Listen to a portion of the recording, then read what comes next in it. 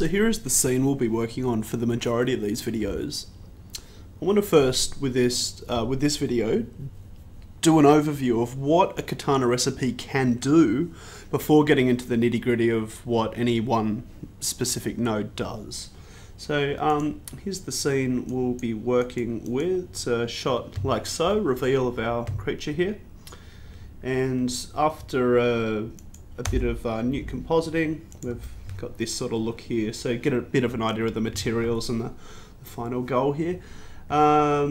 This scene is designed to have just a handful of materials to get your head around Katana and work with proxies as well. So I've got some really high resolution scan data mesh here, and I've got low res proxies for those as well. So we'll get more into that later, but just wanted to give you a bit of an idea of what the scene looked like before we jump into the nodes themselves and start talking about what it's doing.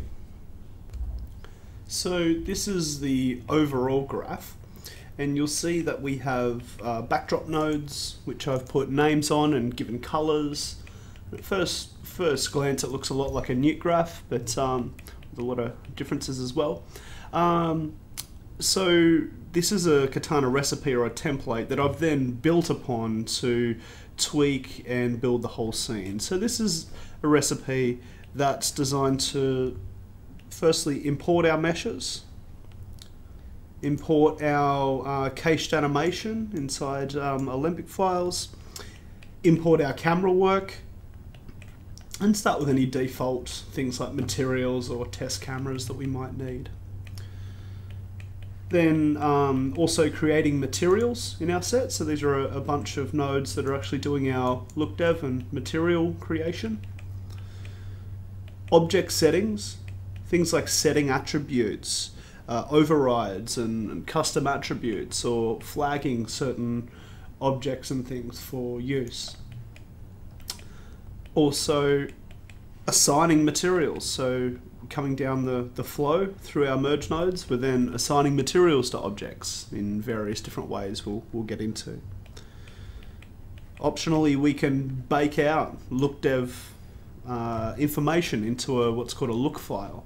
So this graph is set up to take advantage of that part of the pipeline as well. The next part of the recipe is to light our scene, and in this case we're lighting multiple shots with one graph. Render settings are then specified for our given renderer. Any render passes that we need are created through a set of nodes. Some common render settings like resolution and things, and we specify where we want the files to be saved, and then frames are rendered. It's a very quick overview of what they're doing, but that's pretty much it, how the scene is structured. So those sort of tasks that we just went through are similar to when you're lighting a shot in other programs, but the rest of the videos will really explain how Katana can give advantages over that and where it really stands out and where the differences are. So with the overview video here, I'll show some of the extra stuff I'm doing that I didn't just mention just now, because they're not actually in the graph that we just looked at.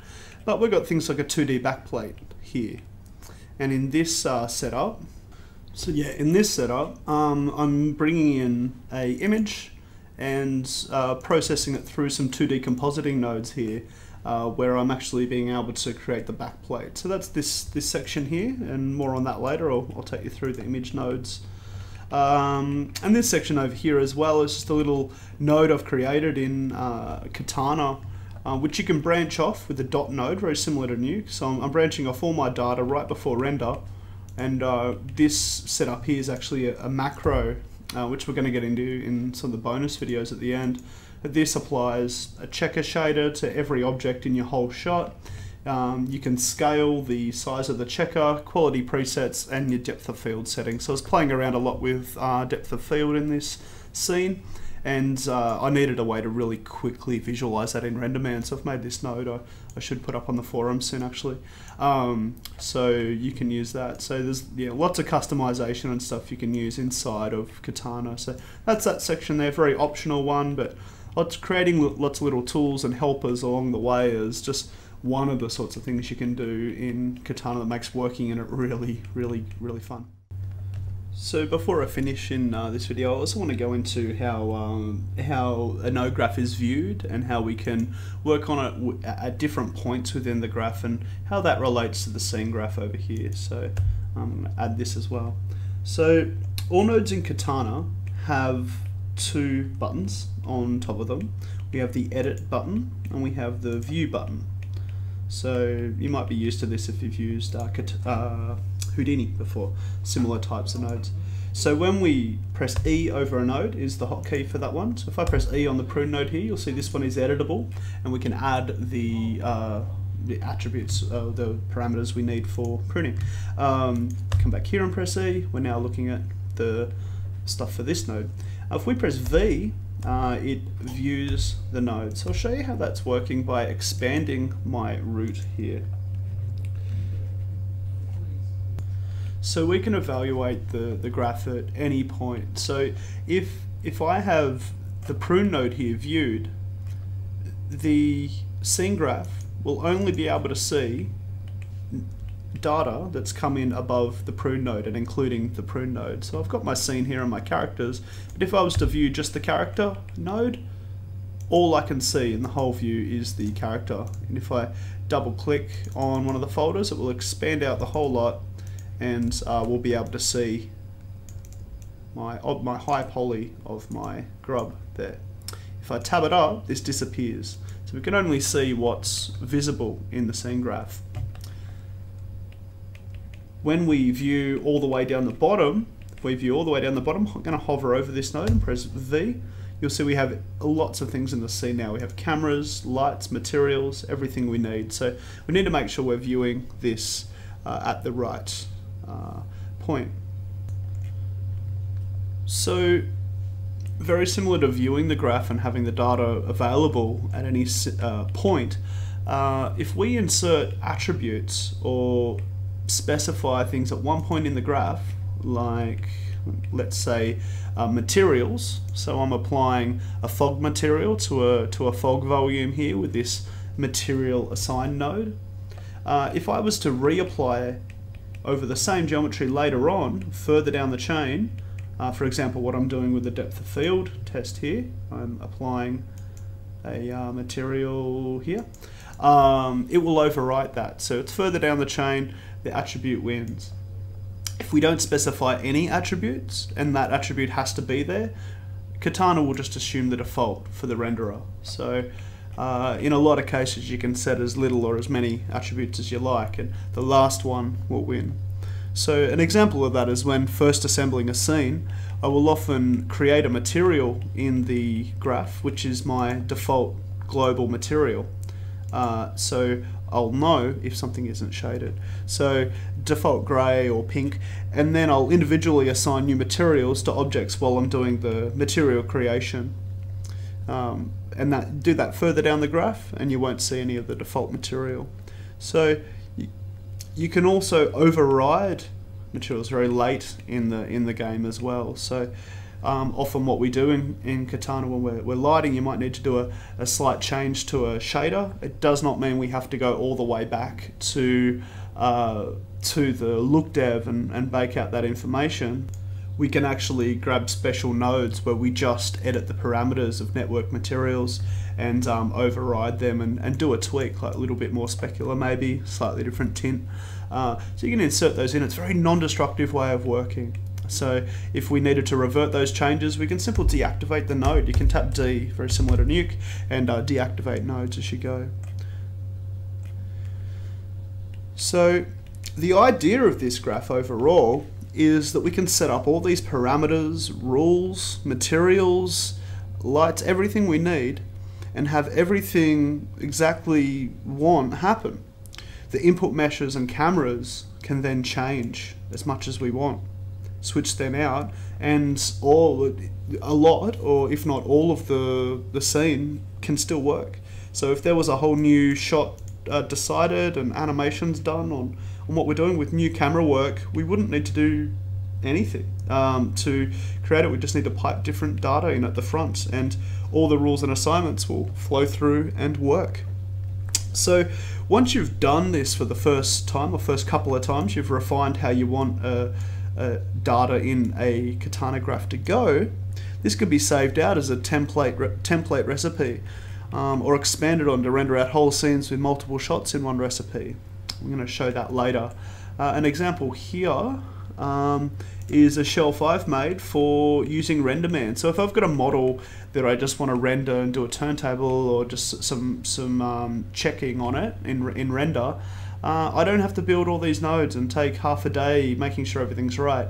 I can come to my shelf here, PRMan base, create that, and place it down. I'll just do that quickly on a new scene actually, so it works properly. PRMan base, and I've got a whole very basic version of the scene we just stepped through, but it's all the main nodes I need here to get started quickly. I can throw an alembic in here. I've got a floor plane that's created with primitives. I've got a basic, really boring material, but that's just here as sort of a placeholder. I've got a test camera that's created within Katana. We then assign the material, we light it, we set our file if we want to render to disk, and we render it out. So it's a very cut down example, but that's deliberate because I use that as just my base layout, so it really speeds you up. But the power of stuff like that, just layers and layers as you use Katana and as you get more experienced in it, and you end up with all sorts of macros and things. So I'm excited to show a lot of the things I've been learning and working on while working with Katana. So Katana also has what's called deferred rendering. Now you might have seen that in some of the sales documents or overview videos, but it really is a crazy powerful feature in Katana. So I mentioned before, unless you have things tabbed out, you can't see them in the viewer. So what that's allowing you to do is load up a whole scene, start it rendering, and not actually have to load the scene. If there's any lighters watching this video that have worked in heavy scenes in Maya, I'm sure you have stories of the past of loading scenes and spending half an hour loading up a shot, maybe more, I don't know, and just before you can start placing lights. But with Katana, how it's built, you can open the scene, hit render, and start rendering instantly without actually having to load anything except the graph. The loading's happening right now as it's passing the rib file onto RenderMan, and there's my scene starting to render now. So you saw me open the scene while I was just talking before. There wasn't any shenanigans there. So that said, of course you can load your stuff into the scene, and we'll do that. But this scene that just loaded is about 5 million polys, and you know, we were able to open it and instantly start lighting and rendering. You know, I can tweak just to, I guess, show that all that's going. Just going to activate my live rendering there for my lights, and just change a light for you. I'll get the colors here. Crank that up, much bluer light there, or yeah, big red light there. So you can see that straight away we can start live rendering our scene and changing our look.